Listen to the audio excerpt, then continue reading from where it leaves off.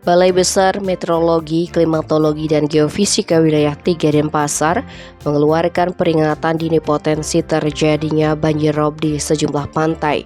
Banjirop ini diprediksi akan terjadi 21 hingga 25 Januari 2023 akibat adanya fase super new moon atau bulan baru bersamaan dengan perigee, yaitu jarak terdekat bulan ke bumi. Potensi banjirop diperkirakan terjadi di perairan Selat Bali, terbanyak ada di Kabupaten Badung dan Tabanan. Secara keseluruhan potensi banjirop dapat terjadi di Pantai Pulukan, Pakutatan, Balian, Suke, Pasut, Kelating, Yegangge, Kedungung, Tanah Lot, Batu Bolong, Seminyak, Kuta, Jerman, Nusa Penida, Balangan, Padang-Padang, Nunggalan, Pandawa, Nusa Dua, Serangan, Sanur, Sindu, Sabo, Masjeti, Lebih, dan Kusambe.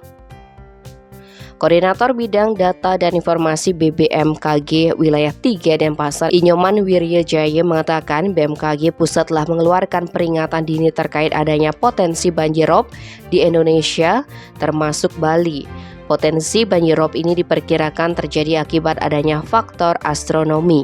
Menurutnya, waktu terjadinya banjirop akan berbeda di setiap lokasi.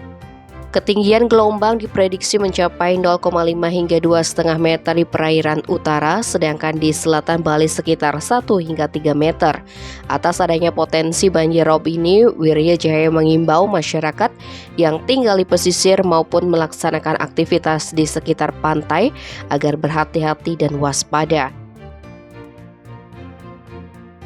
Tim Bali Express melaporkan.